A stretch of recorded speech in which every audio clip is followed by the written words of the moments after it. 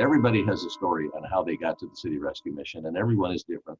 But yet everyone has some parts to it that I think all of us can relate to because we all have ups and downs. So what was going on in your life before you got there?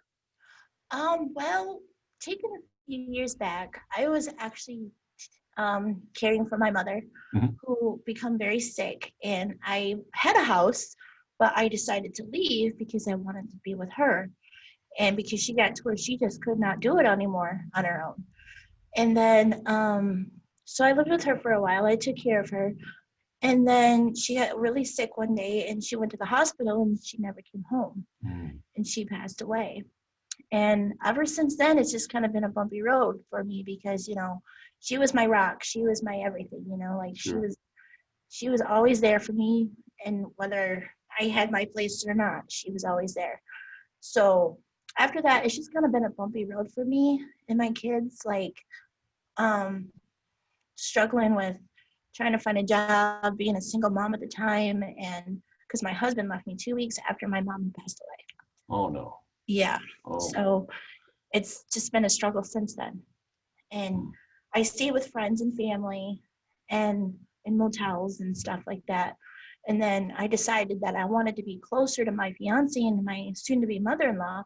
So we transitioned to Saginaw, where they are currently. Mhm. And plus, I have a son that lives here too, so it kind of Okay. worked out. And I just been at the mission since then, and just trying to get back on our feet and start over.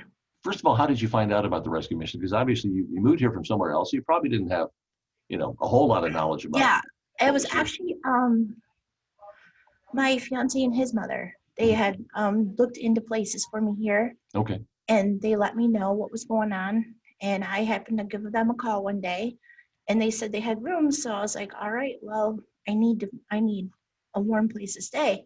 Mhm. And so he brought us here, and we've been here ever since. Excellent. What was it like though?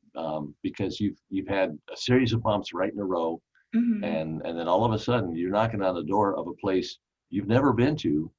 It You don't was know nerve. It you was don't know nerve anybody there. wracking. Yeah. It was the transition was difficult.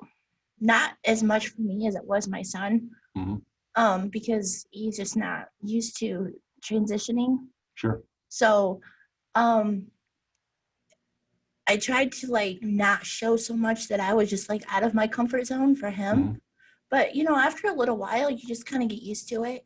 You just kind of get in the loop of everything, and then you just start getting comfortable.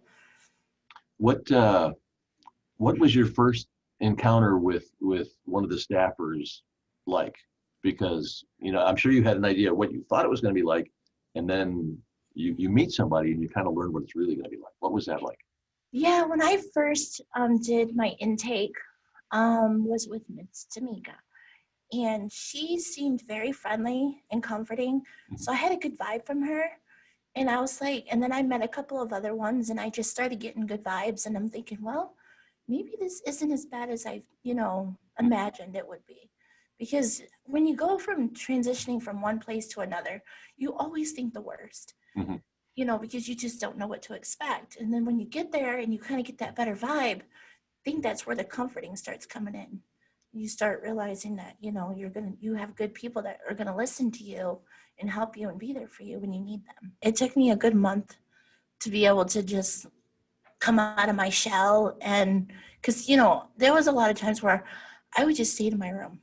I'd Mhm. come out for meals, or if I had things to do like outside the building, other than that, I would just stay in my room because I just wasn't I didn't feel like I fit in. Like Yeah. I just didn't feel like I wanted to be there. Like I didn't want nothing to do with people. Well, now I'm going out more into like the center area. Mhm. I'm like mingling. I'm talking to people, and letting my son play out more in the area with the TV and the toys, and so I'm coming around. Proving to yourself that you can make a change that you want to make. That's got Right. to be a good confidence builder for you It too. is. It really is. And it also helped me because my little guy, he looked at me one day and it melted my heart. And he's like, Mommy, I don't like you smoking. So I think that of a lot of it, like I said, Mhm. he's my strength. He's my motivator. Like he helps me get through things. Even though he doesn't realize it, he really does. You know, he he's the one that, let's, because I used to be so depressed. I didn't want to wake up in the morning. Like, I just wanted to lay there. But now I get up and I'm like, yes, we can do this. We're going to get through this day. And I just, without him, I wouldn't know what to do. It's been a really a relatively short time, like we mentioned, but do you ever think to yourself, man, if I had not found the city rescue mission, what do you think your life would look like today? Right now, if I wasn't in the mission, it would probably be a whole lot worse, because before I came there, I was trying to stay with friends. I was trying to stay with family. I was going wherever I could lay my head because, being a single mom and now with COVID happening, jobs are not easy to come by. Mm-hmm. And if you have a job and then they shut things down, what are you supposed to do? So it's really difficult because it takes money to make money, Mm-hmm. you know, and without that, it's hard to get around, and I don't have a car right now. So it's like I was walking all over. I was trying to stay wherever I could. It was getting colder. So if I didn't find the mission, I honestly don't know what it would be like because I probably wouldn't have my son right now. So, the mission having room that day that I called was a big relief. It kind of saved us.